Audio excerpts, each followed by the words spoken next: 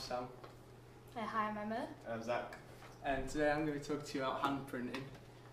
Hand printing involves etching in tableau, lino, screen print, woodcut and lithography, which is all various types of hand printing that have come through generations and years and hundreds of years, and some don't even, they're not even in modern day society anymore.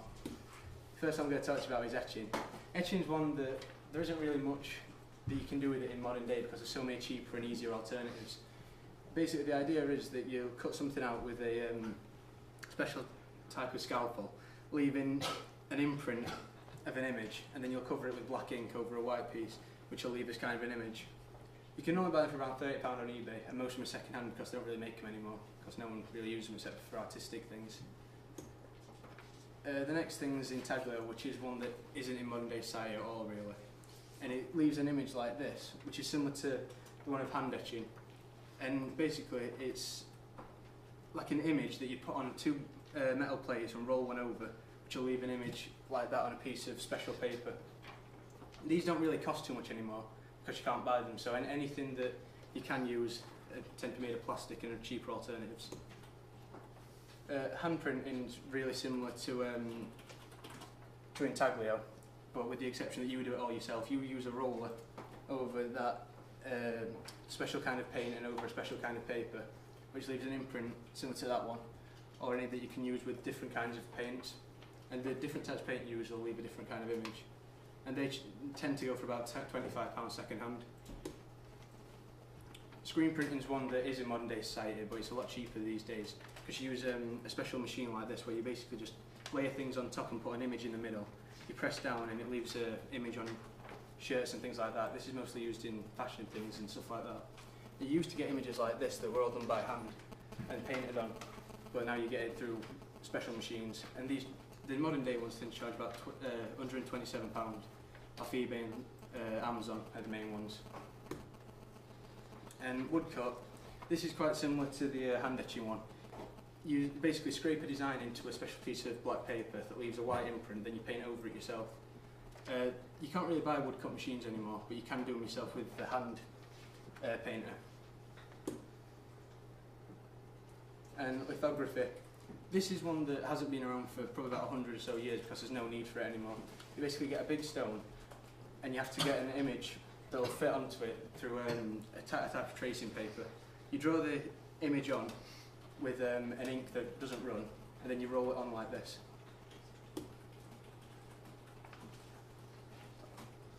I'm going to be looking at mechanical printing. There's various types. You've got letterpress, screen printing and prepress.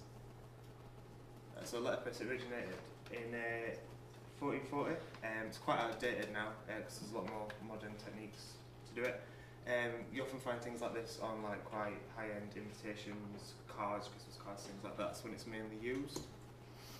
The process of it all starts with lead. It's heated to about 700 degrees and then it's put in moulds where you'd like mould out your letters, symbols, characters, all different kinds of things. Once you've got them, they're arranged in character order or by shape, so you make borders or sentences.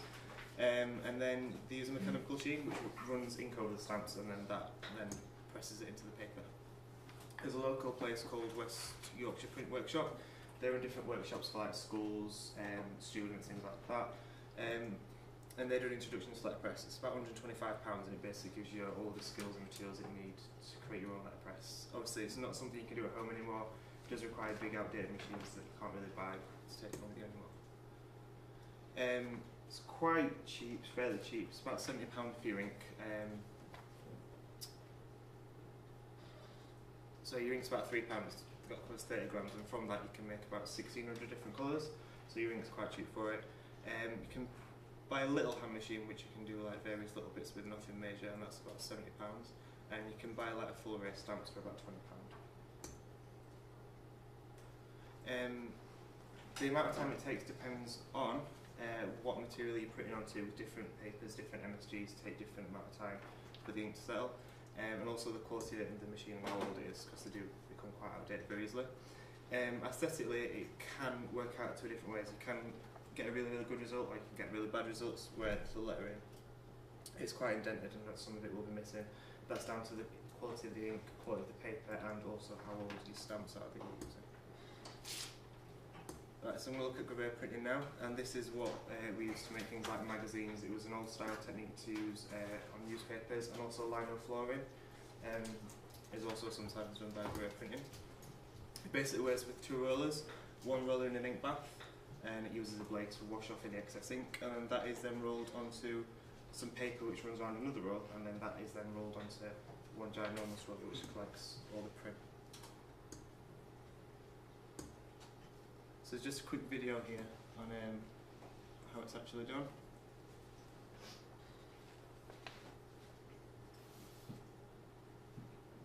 So these are big rollers. This is how it starts off. It's plain paper.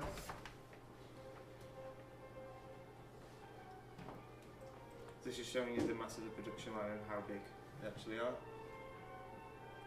This is your end result once it's gone through all the ink baths, which we'll just show you next. And this is actually rolling it onto one big roll, which you then send off for use.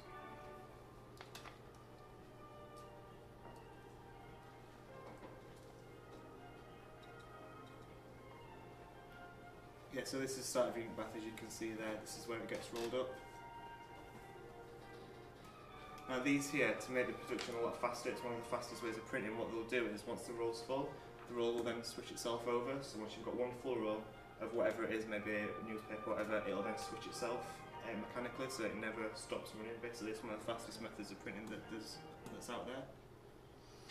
It's very expensive. That's just an advert for like one of the cylinders they use there. One of those cylinders that you saw in the video costs about £5,000, and to create a full production line in a factory like that, you're looking at well over £1 million just for the costs that are involved. Screen process printing, similar to what Sam just was talking about. It's basically using one image, print onto another. This is just a quick look at screen printing close watches. It just shows you the process there quite quickly. And this is a step-by-step guide on how to screen print. It basically starts off as artwork, which then gets inversed, so you've got something to put onto a screen. Once it's coated in ink and rinsed, it's then flooded with your ink, applied to your artwork, and that's when you can release it and you get your final print onto whatever it is, maybe like a t-shirt or just normal paper. It's quite cheap. Your ink's about £45 off eBay. Machines range from £199, and something like this one here costs you about £2 because you've got various others to do more than one at once. Paper can be anything from office paper to t-shirts, depending on what quality you want to go for. Costs you around £5. And these screens here you have to buy separately because these do wear after quite a while with the amount of ink you're putting on them, and they're about £20 each. Thank you. I'm going to be looking at photocopying, laser printing, inkjet, DTP and a prepress. For all the digital things, you don't really require many skills, as they usually, you can just buy them online and they come with most instructions. Photocopying is very quick, however, even though it's very quick, it doesn't really have the best quality. Sometimes pictures can come out with low pixels, so that means it's very good for documents. It's usually used in schools, homes, offices. It's quite good now because you can usually buy printers which automatically have photocopiers on. However, big photocopiers like this, which will be used in schools and offices, can be very, very expensive. You can be looking from about £150 to £3,000 just for one of these. Also, inks can be quite expensive for this certain photocopier. And as I said, it's very quick but low quality. However, you can get it done at places like Ryman's, where it's only like 85p for a photocopier, but then if you buy it in bulk, you'll obviously get it a lot cheaper. Laser print is a form of obviously printing, but unlike inkjet, they use toner, which is like a powdery pigment. However, it's very expensive. You're looking just for one about £50, which is double the price of ink. However, laser printers use it very efficiently, whereas ink might spill or you'll have to replace it quite often. Toner will last quite a bit, which wasn't really showed by this printer in here. Obviously, it comes with a lot of bonuses. It's you can get them wireless and Bluetooth now, and it's very good as it's quite fast However, it might not be so good in offices as it's very noisy, and usually if you're on the phone you might not be able to hear over the sound of it. And they're quite big, as the one over there is. Inkjet, it's very, very low in cost, which is why it's used in quite a lot of homes. Like at home, if you have a printer, it's most likely an ink one, as inks can be like £30 for quite a lot. And you can print pictures, which come with very vivid colours, high contrast, and there's virtually no pixelation nowadays. A problem is though that ink's very wet, messy, it can spill over and stains pretty much anything that it comes into contact with. And inkjet isn't always great for long-term use due to the fact that if you use cheap paper or cheap inks, the prints over time will come out very yellow looking, which obviously if you're printing photos you don't really want it. Desktop publishing is something that you do on your computer, and you'll find it in colleges, schools and a lot of offices. A great example of this is InDesign or Microsoft Publisher. You use them to create documents, books, magazines, anything along those lines, and they're very handy due to the fact that you can see what it looks like it's going to look before you actually have to print it. You're able to insert pictures, and you're given a lot of templates, which is also very handy. Also, you can edit it very well. However, they can be quite expensive programs, like Publisher's about £100, but sometimes you do get a lot of the Microsoft things, and professional ones like InDesign can range from, you can get them for about £300 to £400 just for the program alone. But obviously it's not something that you're going to lose or run out or ruin, because you can just use it over and over again as many times as you want. Pre-press is, they'll use it in a lot of companies, like if you're doing a magazine or something like that, and it's the stage between actually finishing what you're doing and printing it. So obviously it involves a lot of things, and you do need quite a lot of skills for this, because it will involve like checking the work, making sure it looks okay, making sure everything's spelt correctly, and that it'll print out very well. It can obviously use quite more than one person to do it if you're doing it in a big company, such as Kerrang magazine or things like that. A lot of industries will use pre-press. Also, when it's done, the document will be made into a PDF, which means you can transport it wherever you want. You're most likely not to lose it if you actually back it up, and it's easy to edit. Also, during pre-press, you need to consider the type of paper that you're going to be using.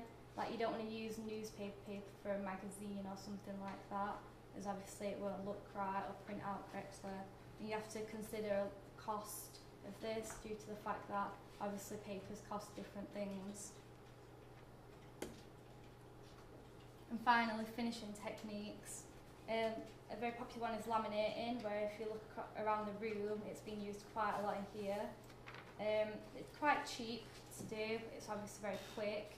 You don't need many skills, as you can buy laminators for your home or for places like schools and colleges, or you can take it to places like Ryman's, where you can get a piece of paper photocopied for 99p, or obviously a lot cheaper in bulk. Also, it's quite good quality, protects the paper obviously. Another one that I don't have on here is high gloss paper, which is great for if you're printing photos at home or in colleges and stuff. It is a bit more pricey. It's about £12 for 125 pieces of high gloss paper, or you can get it. You can send your photos to companies and they'll print about 500 for £25 at places like Trade Print. But it is a very good way if you're printing photos. Is that it? Well done. Give them a clap.